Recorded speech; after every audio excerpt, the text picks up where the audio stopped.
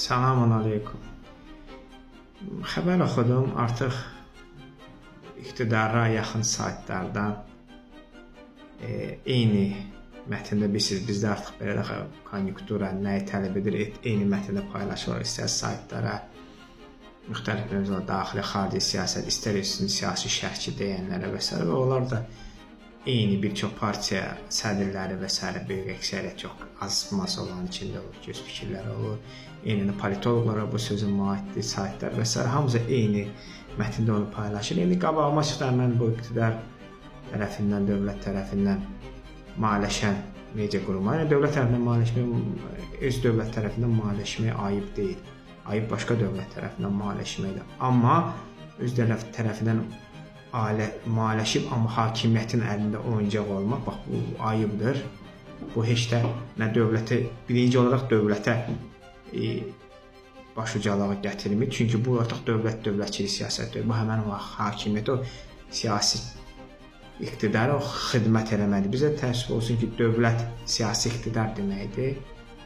Amma əslində əsl dövlətçilik olan ölkələrdə belə deyil, dövlət dövlətdir, fərq etməz, iqtidarın müxalifəti və s. Amma bizdə belə dəqiq təəssüf ki, ona görə həmən o siyasi iqtidar maraqlarına uyğun olaraq, o siyasi konjunktura uyğun olaraq tapşırıqlar verilir və eyni mətn və s. hamı da onu paylaşır və güya bu dövlət maraqlarına cavab olduğu üçün bunu bəhbəhlə təbliğat edirlər. Amma elə deyil, indi həmən o məlumatlardan da biri sən demə bizdə artıq hicab yox, kəlağayı taxılacaq bizim dövlət ənənələrimiz uyğun olur və əsasən bu məktəblərdə, universitetlərdə və iş yerlərində artıq hicab taxanlara imkan verilməyəcək. Bu kəlağayı taxmaq istəyir, başörtüsü kəlağayı taxılsın və kəlağayı da necə taxılır, o şəkildə paylaşır. Buradan belə saç, baş, hər yer açıqdan və saçda yəni kəlağayı ki, belə olsun. Bu nümunə olaraq da milli mənəvi dəyərlərlə Qarabağı göstəriblər, kəlağayı atır ayağa, kəlağayı atılandan sonra heç kəs onu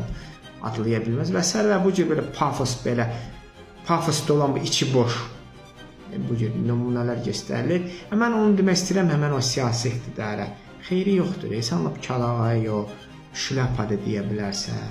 Mustafa Kemal vaxtı ilə Osmanlı türklərinə şləpa geyindirmədi. Nə oldu? Osmanlı türkü fransız oldu. Yox, yəni o qədim qaidədən məhərc. Yəni Osmanlı türkü Osmanlı türküdür.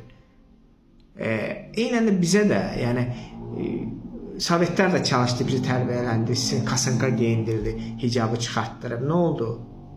Dəyişdi. Düzdür, təəssüf olsun ki, Sovetlər hələ də Sovetlərin davamçısı olan bu iqtidar da o siyasət apar və bunun belə deyək, izlərini qoyub cəmiyyətdə də. Amma yenə də tam dəyişə bildi, yox. Yeni hicab taxan hicab taxırdı da. İndi eynən də sən kəlağayı taxdıracaqsan, taxacaq kəlağayı. Amma İslam Allahın qanunlarına uyğun olaraq da. Yəni, nə fərq, nə dəyişəcək? Və yaxud da bir dəyişməyəcək, imanı olan, onsuz da bizə məktəbdə təhsil öyrədirlər.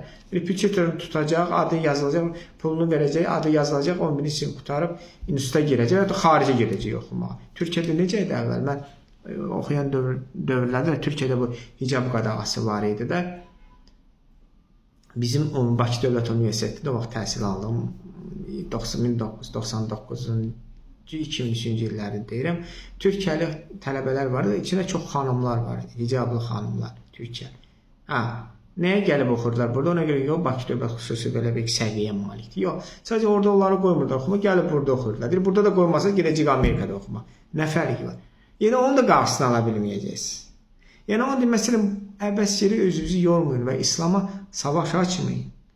Allah zəfər verdi bizim xalqa, bizim dövlətə. Ona görə Allahın qanunlarının qarşısı getməyin. Riayət eləmirsiniz, etməyin. Hər kəs, Allah seçimi azad verir hər kəsə. Amma Allahın qanunlarını seçənlərə də savaş elan etməyin. Siz bununla Allaha savaş elan etməyirsiniz və Allahın qəzabından qorxun.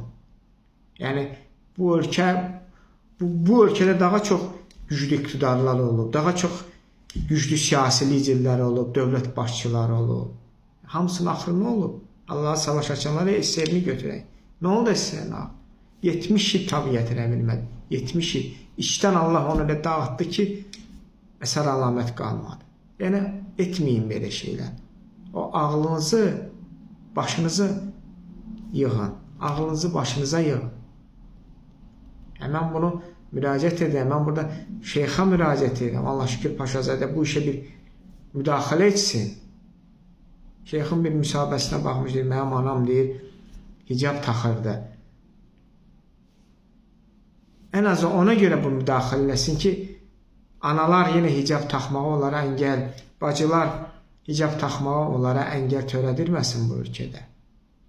Mən dini komitənin rəhbərinə burada müraciət edirəm, amma hansı dini komitənin rəhbəri? Bizdə dini komitənin rəhbərləri heç, onlar əslində dini yox, anti-dini komitənin rəhbərləridirlər onlar. Ad dini gedib, anti yazısı daha doğru olar. Adam bilmir kimə müraciət etsin bu ölkədə ki, bu vaxxanaliyəyə son qoysun İslama qarşı. Və sonunda deyim, bir söz var, mən onun üstündə deyəcəm icazənizə, çünki Azərbaycan Türkçəsində tərcüməsini dəqiq bilmirəm. Zapretный plod sladkий bывает, sladşi bывает. Yəni, əksinə siz bu qadağalarla insanları daha da cəlb edəcəksiniz. Hicaba, İslama və s. Bunun qarşısını ala bilmir. Meçidləri bağladınız, meçidi muzey belə etdiniz. Nə oldu?